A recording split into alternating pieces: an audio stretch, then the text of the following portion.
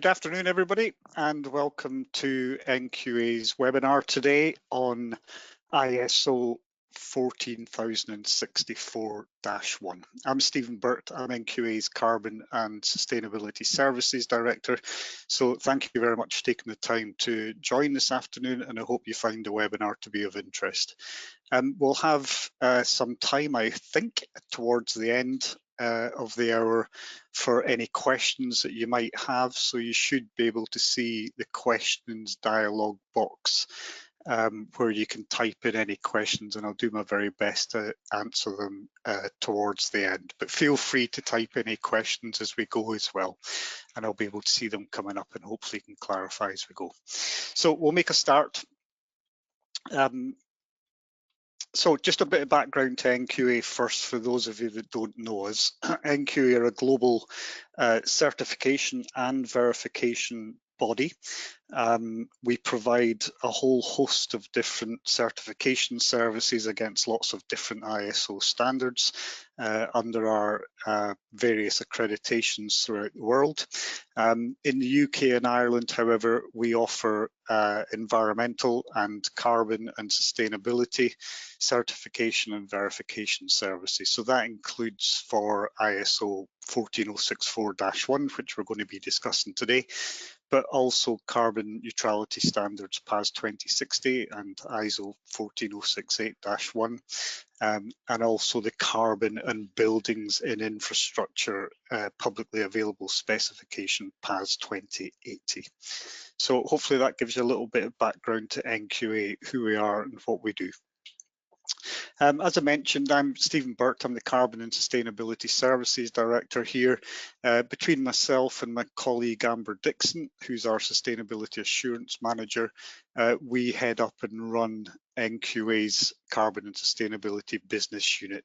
So all of the carbon and sustainability certification and verification services which we provide, ultimately I'm responsible for those. And I'm also a lead greenhouse gas verifier myself, so I conduct ISO 14064-1 verifications for our clients, and I also undertake certification audits to a whole host of different standards, including ISO 14001 environmental and ISO 50001 energy, as well as ISO 20121, which is the Sustainable Events Management System standard.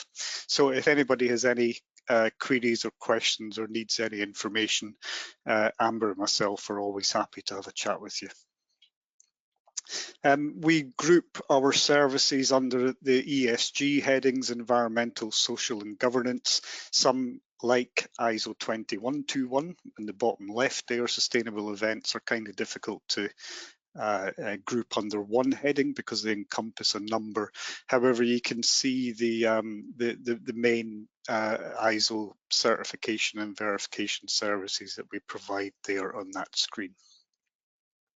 So the learning objectives for today, to gain an overview of the basic principles and the concepts of ISO 14064-1, it's always nice to be able to visualize exactly what it is that we're talking about. So on the right hand side there, you can see the actual standard itself. So it's a British standard, it's a European standard, and it's an international standard, currently at the 2019 version.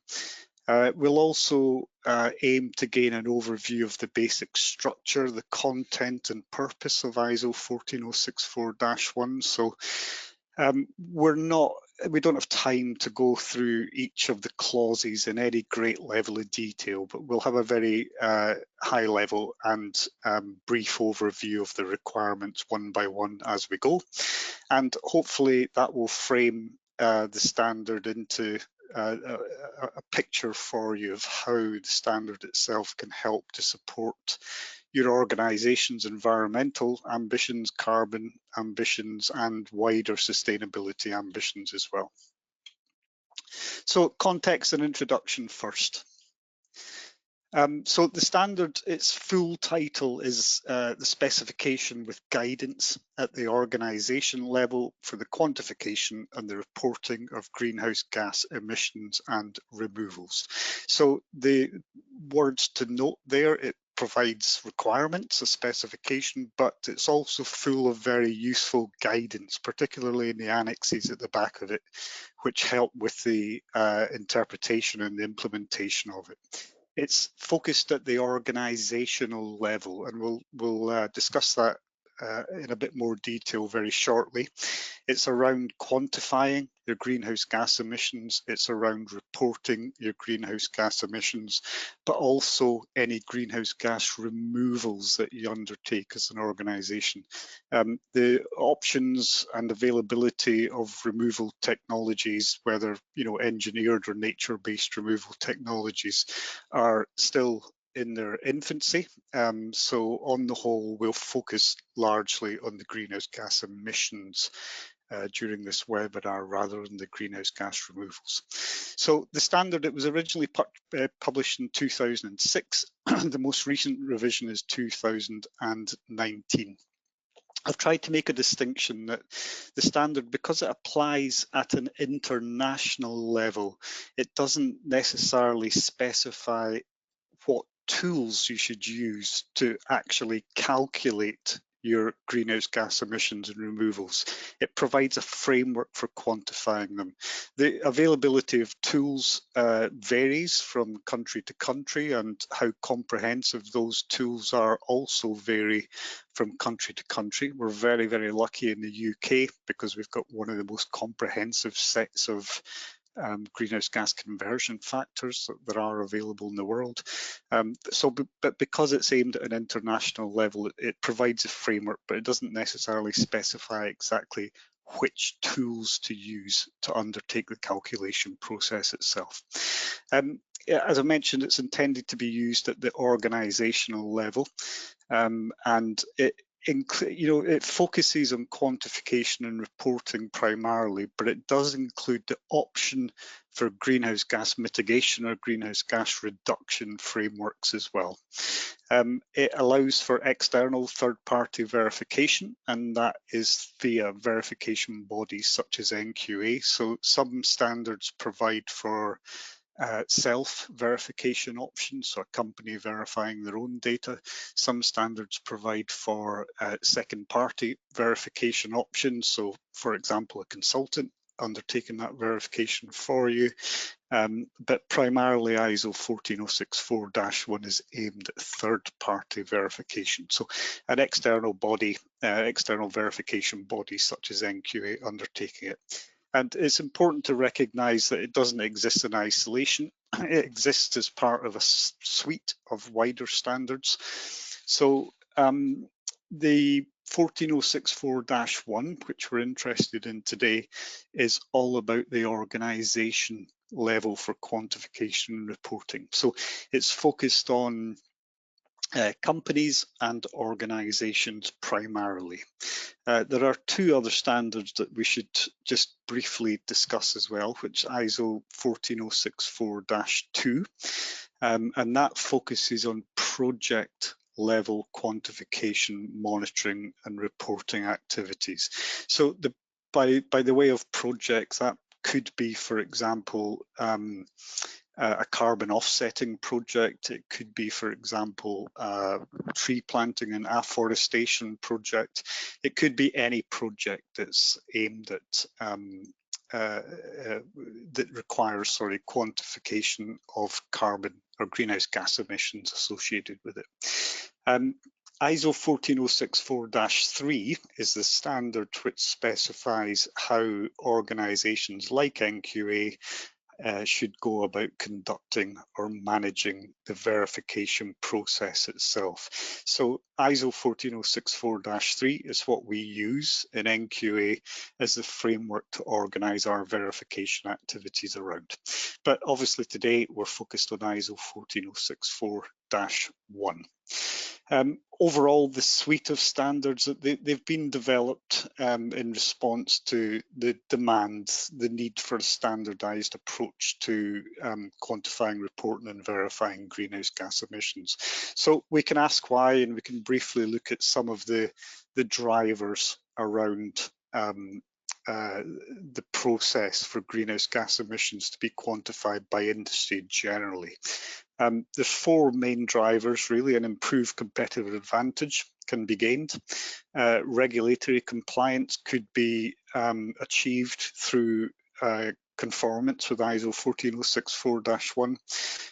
There's risk reduction, particularly around supply chain issues. And of course, we shouldn't forget that, you know, environmental improvement and long-term business sustainability is also a driver for the adoption of the standard itself. Because it's an international standard, it's internationally recognized, and it's because it's an ISO standard, this particular standard is really at the top of the hierarchy for recognized greenhouse gas reporting. So we'll just have a look at each of those four drivers in turn.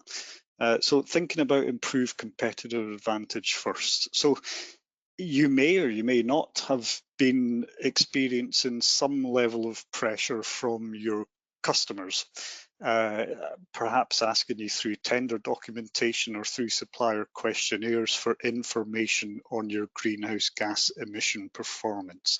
Sometimes that's driven by the larger organisations having their own internal commitments and the need for them to know what your greenhouse gas emissions data are so that they can include it in their own reporting.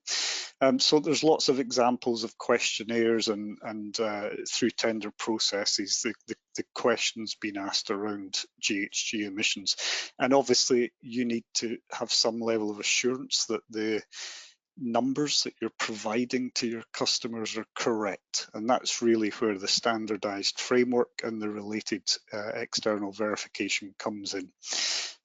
We have seen some major examples of accurate greenhouse gas reporting being a major factor in contract awards. So you may be aware, again, you may not, but you know, a couple of examples we can think about is the UK government's procurement policy note 0621, which mandates carbon reporting for companies who wish to achieve contracts of in excess of £5 million with the UK government, be that the NHS or the Ministry of Defence. So, you know, to be in the bidding for those contracts now, you have to be reporting your greenhouse gases. There's also PAS 2080, which you may be aware of. It's really focused on the construction industry generally, but it's carbon in buildings and infrastructure standard, and it's very, very strongly focused on collaboration throughout the supply chains.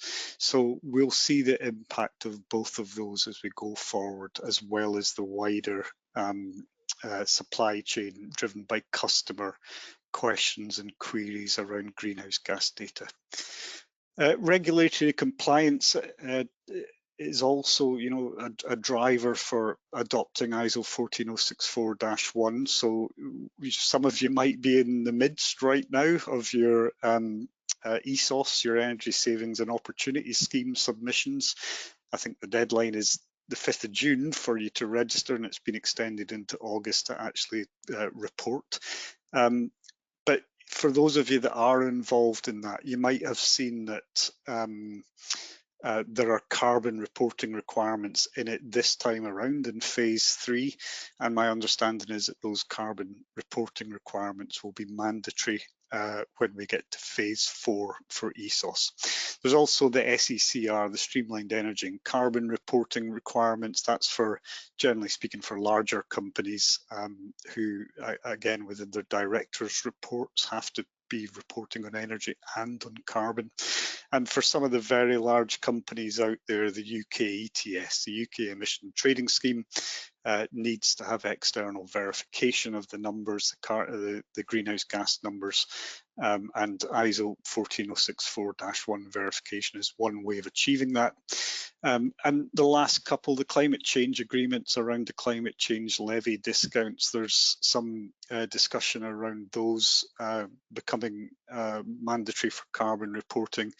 And you may be aware of the CSRD. It's actually an EU level directive, but it could potentially impact UK companies who have offices and operations in the EU itself, and part of that corporate sustainability reporting is greenhouse gas quantification and reporting as well. The third of the drivers we can think about is the reduced risks. So this is really through the supply chains themselves. So some examples where greenhouse gas reporting impacts upon risk management. So we have seen some examples of financial investors as part of their due diligence process, looking for information on greenhouse gas performance from the companies that they're going to be investing in. We've also seen some examples of companies who quantify and report the greenhouse gas emissions and establish a net zero timeline, being able to gain preferential financial interest rates on the finance that they're provided by investors.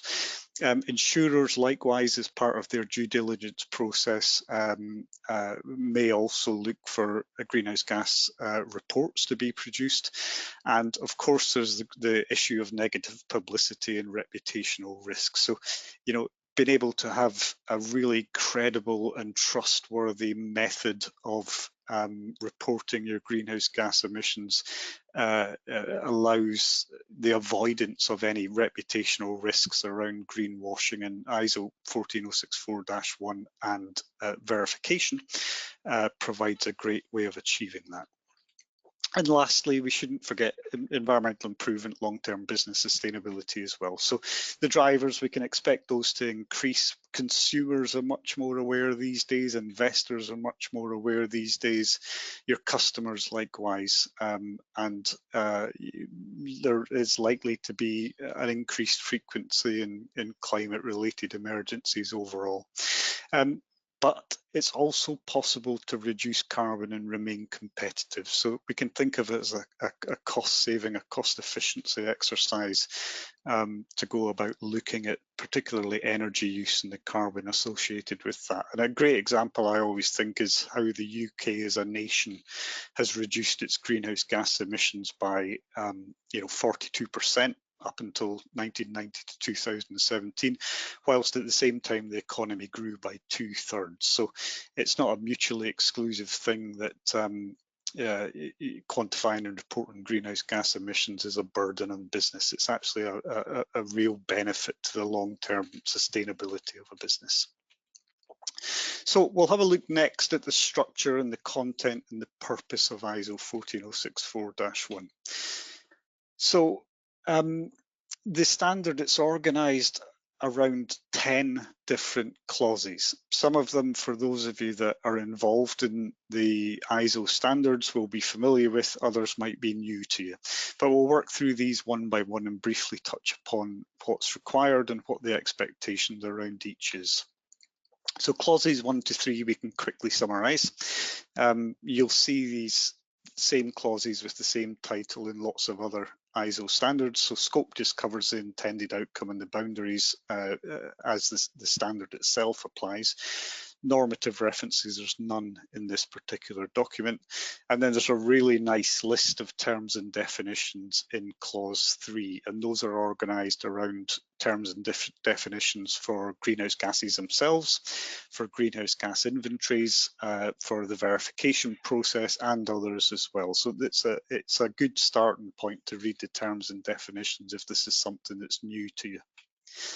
Clause 4 lays out the principles behind the standard itself. So these shouldn't be overlooked when you're reading the standard because they're important, and they're important to some extent because us as external third-party greenhouse gas verifiers, we use these at NQA to categorise our findings that we raised during the verifications themselves. So there's a general clause and then there's a relevance clause. The relevance clause is around making sure that the greenhouse gas sources, so the activities which result in the emissions of the greenhouse gases, any greenhouse gas sinks and reservoirs, making sure that those are appropriate to the needs of the intended user.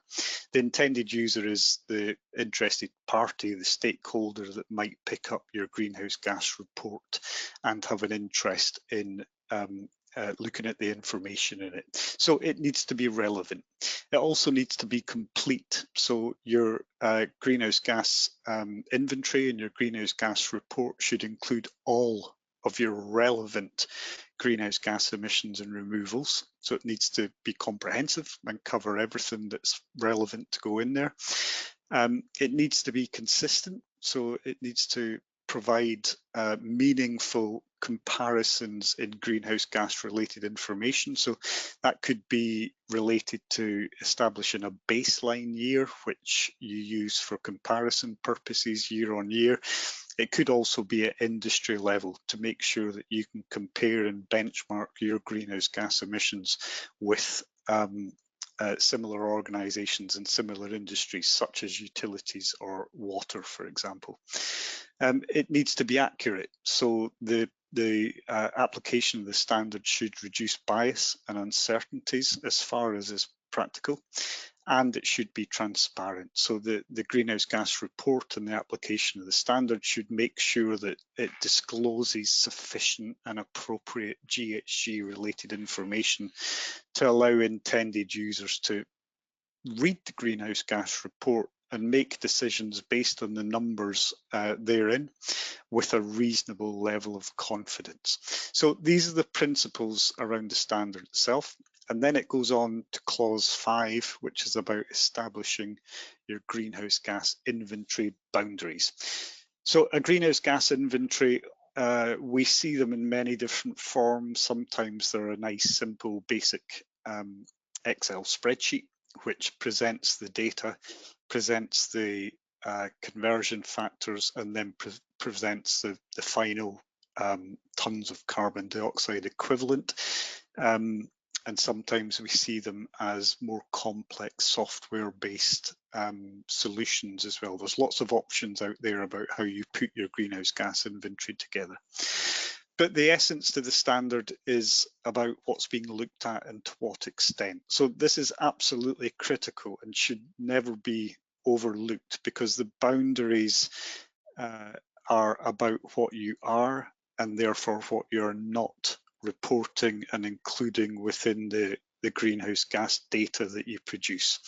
So it's important to sit down and consider that very carefully. The standard talks about 2 different types of boundaries. Your organizational boundaries, so for example, which company, which facilities, which sites, which activities, etc., are actually included in the carbon calculations. And it talks about your reporting boundaries. So, for example, which emissions and removals, which greenhouse gases are involved. And ISO 14064-1, it doesn't mention, you might be familiar with scope 1 and scope 2 and scope 3 emissions. Those definitions and categories come from the greenhouse gas protocol. ISO 14064-1 doesn't use those definitions. It talks about direct emissions, which is your greenhouse gas emissions from sources which you own or are controlled by your organization. And it talks about indirect emissions, which are the greenhouse gas emissions which arise as a result of your activities, but they arise from activities that you're not directly in control of or that you don't directly own. So the boundaries are so critical. When we do verifications, the end point, the output from a verification is a verification opinion statement. And the verification opinion statement right up front on page 1 describes the exact organizational and reporting boundaries so that the intended user, the person that picks it up to read it, that has an interest in it, can see immediately what is included in your calculations, which of your activities are included in your calculations, and which of your activities are not, and then they can make a judgment based on that.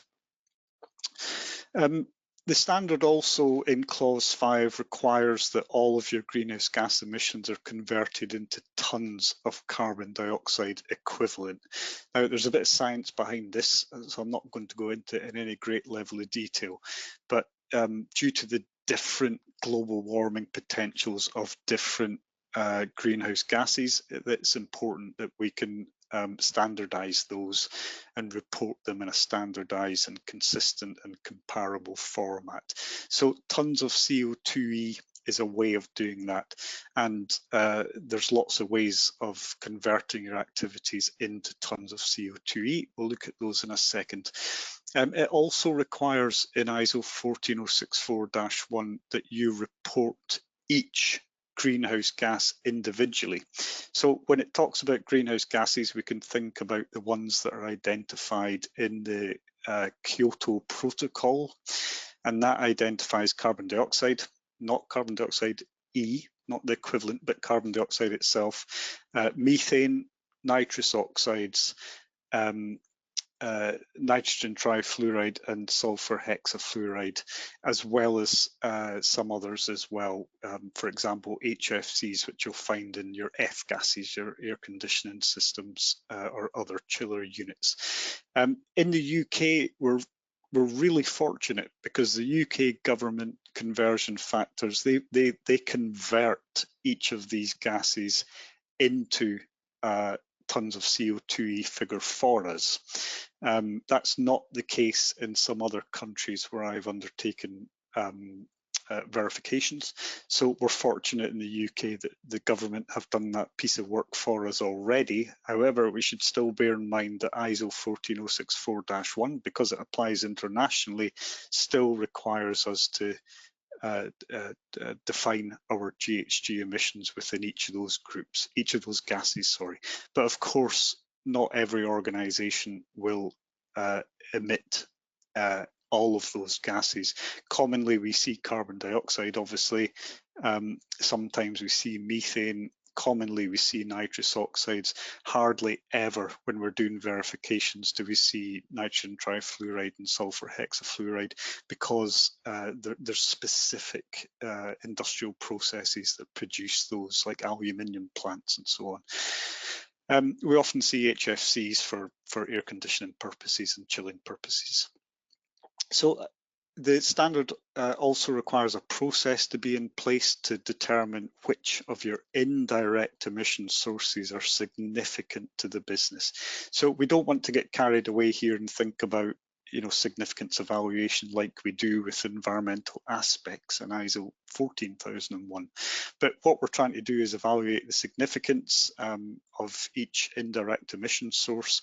That might include thinking about the scale, the size of the emissions themselves, how much influence you have over that emission source, and what data you can get around that emission source and how accurate that data is. So your significant indirect emissions should be included in your greenhouse gas inventory. But if you choose to exclude any of them, you have to justify why you've excluded them. And that's usually based on the output from the significance assessment itself. But there's lots, as I said at the start of today, the standard itself has got some brilliant guidance in there, and it's well worth having a look at Annex H. Gives you lots of good guidance on how to identify your indirect emissions.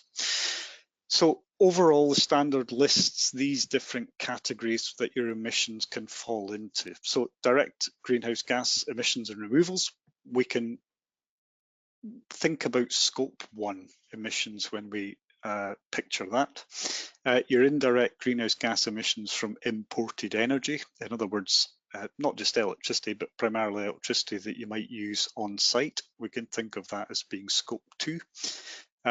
and indirect greenhouse gas emissions from transportation, from products used by the organisation, and from other sources as well. We can think about scope 3 emissions when we're trying to picture those. From there, you will need to subcategorize the emission sources themselves to establish the boundaries for clause 5.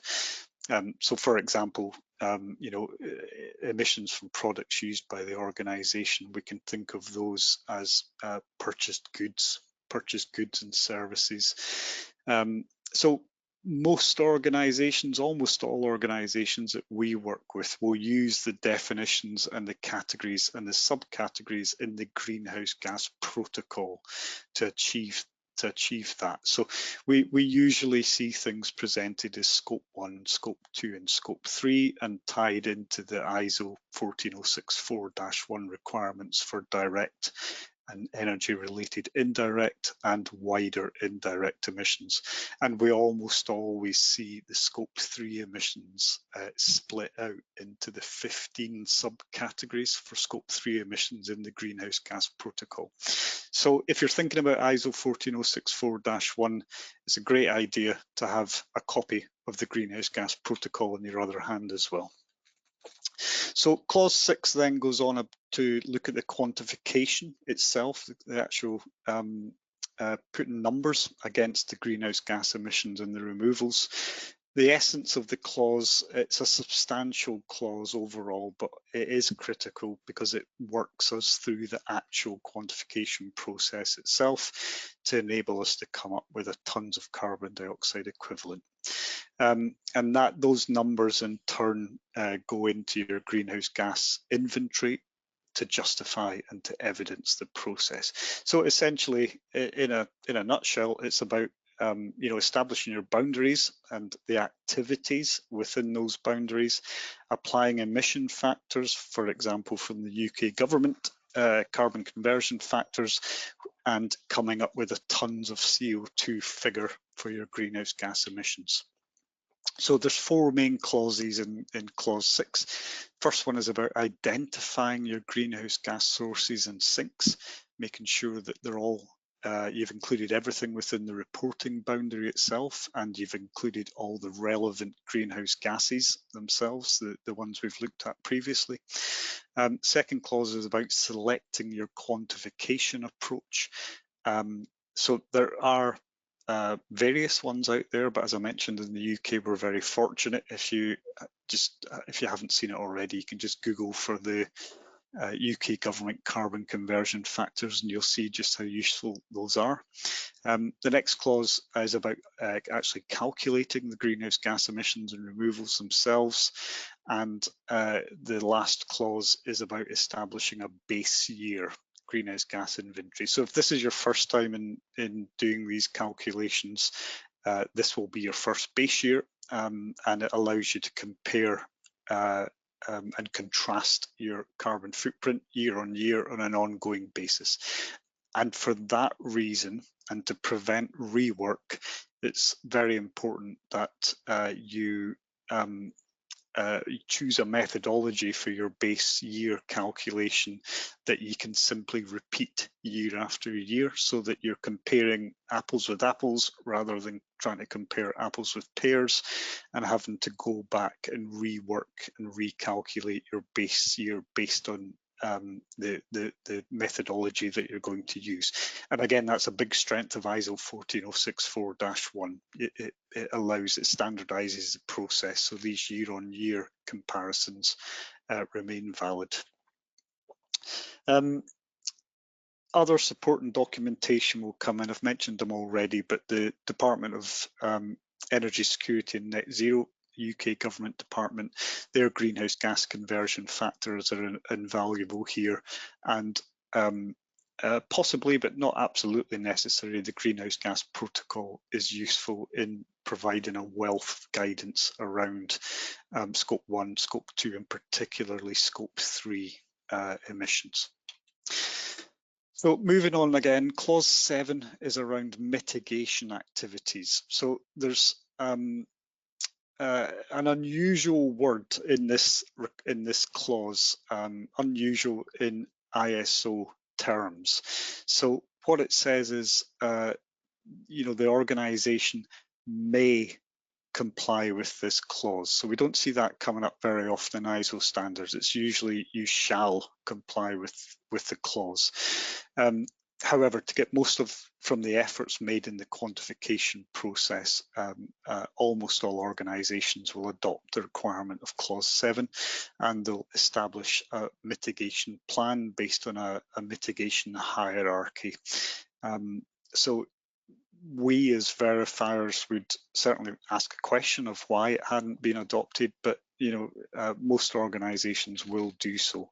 It's worth just noting here that the use of carbon offsets, if applicable, must be reported separately from any reduction and mitigation initiatives that you have in place. So offsetting should always be at the bottom of the hierarchy anyway, but when you report any reductions and mitigations, they can't be based on offsets, but you can report the two together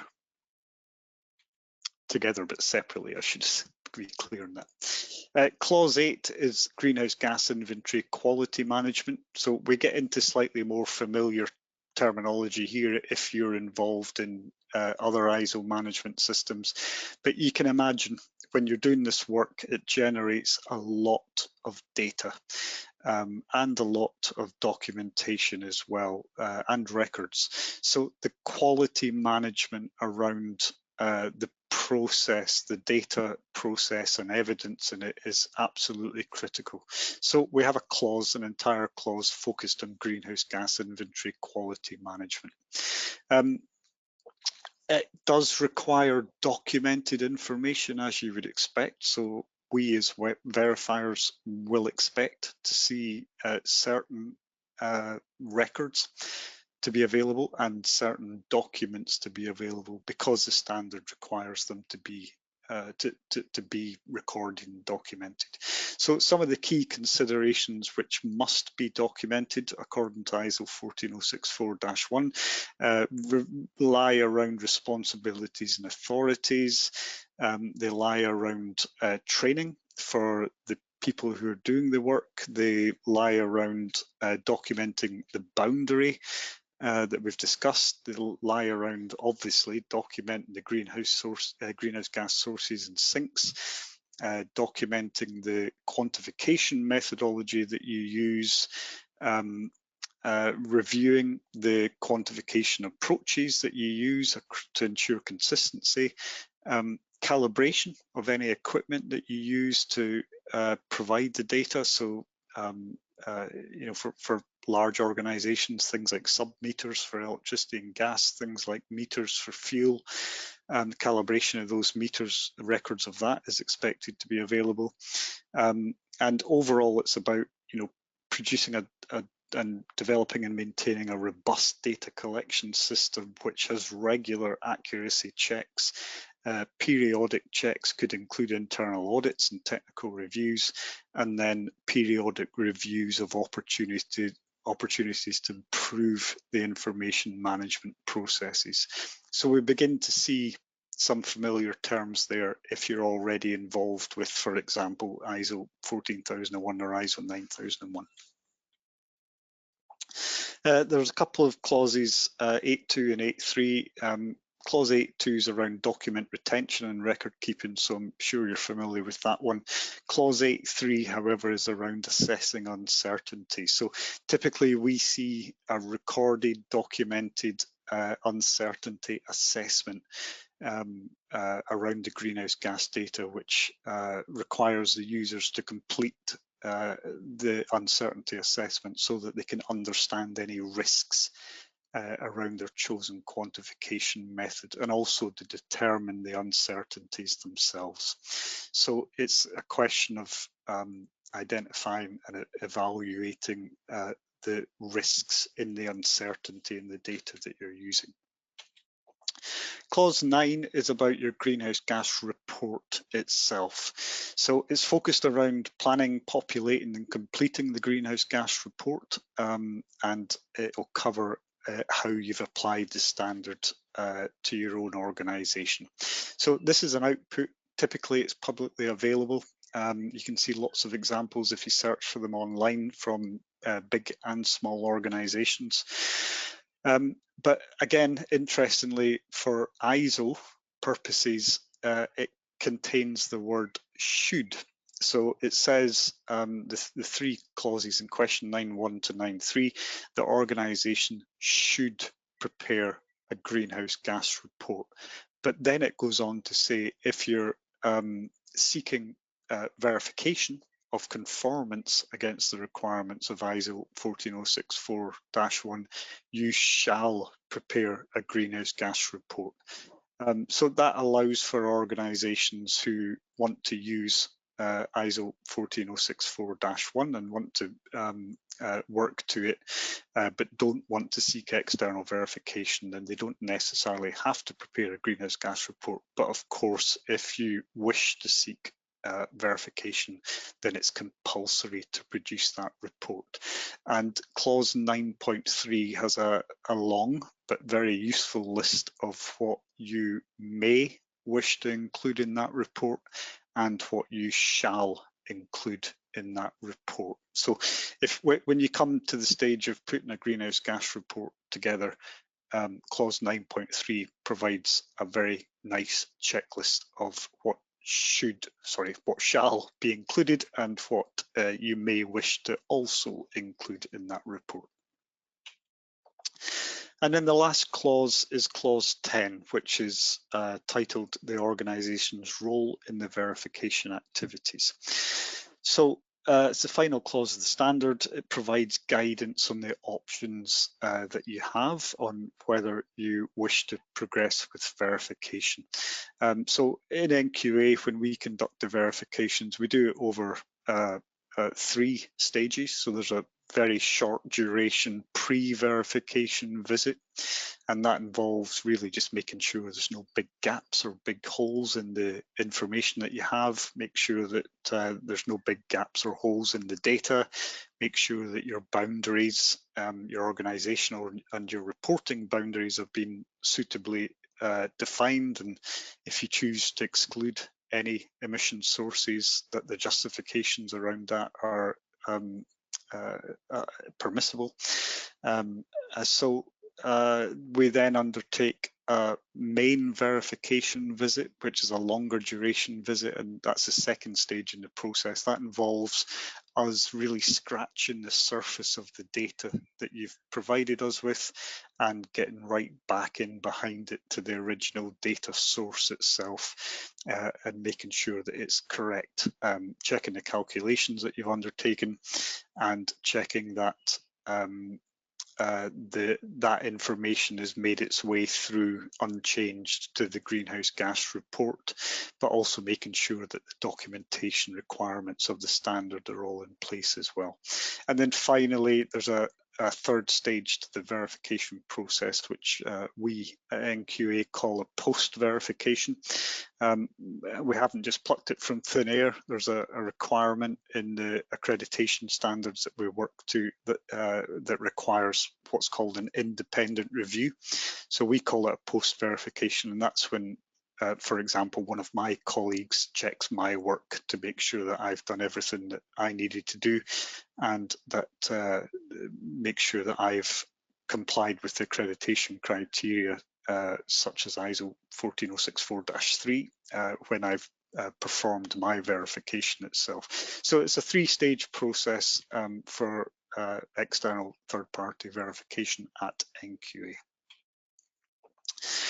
So the verification stage itself, clause 10, is short and sweet, really. It is a relatively straightforward read, but the aim of it is to review the greenhouse gas emissions and removals information impartially and objectively to perform the verification that's consistent with the needs of the intended user. And as I mentioned earlier, we NQA, we have to follow ISO 14064-3 as the process that we follow. The accreditation bodies like UCAS, they audit us against a standard called ISO 14065, which enables us to undertake the verifications and the accreditations, and the competency requirements for people like me who operate as lead verifiers. Those are all described in a standard ISO 14066. So you can achieve all of that by interacting with a verification body such as NQA who comply with those standards. And overall, the verification, it just adds credibility to the claims that you're making. It recognises your achievements, and it takes us back to those drivers again that we talked about when we started. So, you know, getting a competitive advantage by having the verification, reducing risks by having the verification, complying with legislation if that's something that is applicable by having the verification, and also that you know, environmental improvement and long-term business sustainability as well. So if anybody wants any further information and further support, it's all, you know, on our website. You can call us or email us. You can get lots of information on the website itself. We actually have a micro website which is focused entirely on sustainability, and there's lots of tools that you can find relating to greenhouse gas emissions. So that includes things like case studies from some of our clients. It includes lots of resources and guidance that can be useful to help you to interpret the requirements, and some other webinars that we've done, some blogs and so on. So there's a really good resource on the NQA website which will help you if you want to go down that route. We also offer NQA training, offer a whole host of different courses as well. So we have, for ISO 14064-1 purposes, there's an e-learning course which is a bit like this but in much more detail, all the way up to a 4-day, I think it is, lead verifier course as well. So you can find them all by just searching for NQA training. Great. So thank you very much indeed for sitting and listening there while I talk about my passion. So I'll just have a look at the questions now and we'll see if there's some there that I can answer. Okay, so we have a question from Julie. Does it have any link to net zero carbon reductions, SBT or otherwise? So no, it does, ISO 14064-1 is a means to an end, and the end is net zero, but it doesn't use the phrase, certainly not in the specification part of it, relating to net zero or the science-based targets either. But for clause 7, you've got your mitigation, your reduction activities, science-based targeting for net zero is by far and away the best way to go about targeting the reduction activities around clause 7. Julie's asking as well, by removals, do you mean verification of carbon reduction planning as well? I'm just trying to work out, oh, that's it. Just let me, do you mean verification of carbon reduction planning as well as footprint calculation? So removals is a specific term relating to activities which remove greenhouse gases from the atmosphere directly. So often that's you know, nature-based mechanisms like peat bog restorations or planting trees, afforestation. These are examples of carbon removals. There's also some technological solutions like direct air capture, for example, carbon capture and storage, for example, which are still in their infancy to some extent. But there are organisations that we've seen use both as part of their carbon removal process.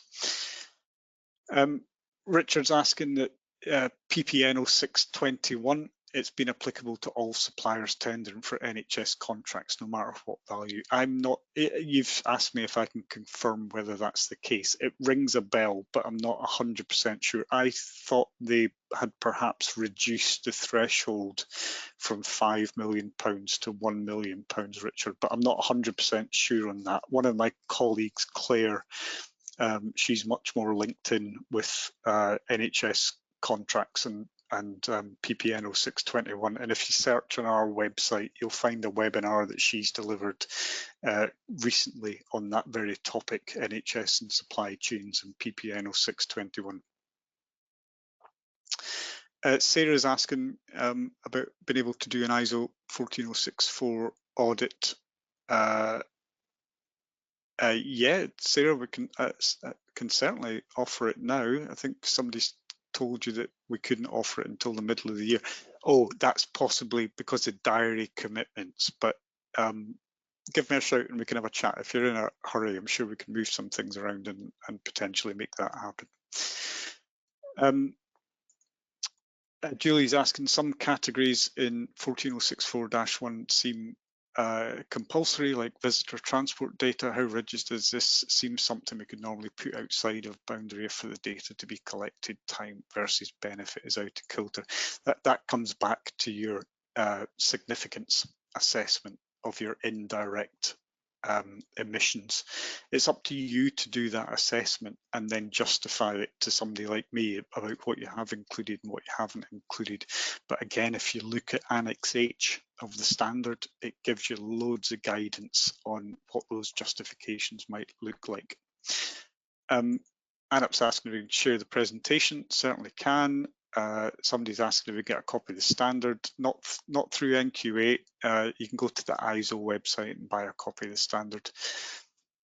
Dan's asking how many businesses have adopted the standard. I'm not sure. UCAS once a year published data on how many businesses have adopted various ISO standard, but for some reason ISO 14064-1 is not one of them that they actually produce the data on. Declan's asking, parent company in the USA, do we audit there? We do have NQA USA, who are based in, on the East Coast and the West Coast of the US. So Declan, give me a shout if we can have a discussion about it. Alejandro's, is there any requirement how suppliers of products and raw materials must do the reporting? The greenhouse gas protocol is probably the best tool that they could use. There's lots in the greenhouse gas protocol around products and raw materials. But if you're talking about embodied carbon in products and raw materials, there are specific standards for that. So for example, ISO 14067, PAS 2050, help with product and EPDs as well, environmental product declarations. So there are other tools if it's embodied carbon that you're referring to. Joe's asking, do you think the ISO standard using the GHG protocol definitions would help with consistency of reporting? I think when they author an ISO standard, when we looked at clause 2, normative references means a mandatory document that you would need to understand to be able to apply the standard, and they haven't put the GHG protocol in there, presumably because, you know, ISO themselves don't have any control over the GHG protocol. They don't know where it's going or what, you know, where it might be next year or anything like that. So I think it would be useful, but they've chosen not to do it when they've written the standard. And bear in mind, the original standard was 2006 and the GHG protocol was 2001 when that first came out. And that was very early days. So they adopted direct and indirect emissions as the definitions at that point. Pat McEwen, hiya Pat, nice to know you're out there. Does the standard allow verification of carbon credits and the proposed new carbon trading mechanism? So that's ISO 14064-2 that would be applicable to carbon credits and projects around carbon trading. Carbon trading perhaps is ISO 14064-1, so that would be you know, the UK emissions ETS, the UK ETS is all based around 14064-1, but carbon credits, carbon offsets would be based around 14064-2. But Pat, you're always welcome to give me a shout if it would be useful to chat more about that. And I hope you do, because it'd be good to catch up. Okay, we're almost out of time. I don't think there's any more questions. Well, there is one from Sujay. Can you please suggest a few points to be included in an internal audit on sustainability? That's a huge topic. It's kind of difficult to even begin to cover something like that in 5 minutes, but you might find, Sujay, if you can get a copy of it, there's a new standard on the way. It's called ISO 53001, and that is it's not published yet, and it probably won't be published till next year, but that is a standard it's a management system standard focused around the UN Sustainable Development Goals, the UN SDGs, which you might have seen referred to previously. But there is the guidance for that, ISO 53002, that will be published quite soon, I think in the autumn, so maybe 3 months or so. You might want to have a look out for ISO 53002, which will give you lots of information around the UN Sustainable Development Goals and creating a management system around those, and that would be a good starting point, I think, possibly for defining some of your internal audit needs. Okay, I think that does do the questions for the day, and that's almost taken us to the full hour. So thank you very much indeed, everybody, for attending.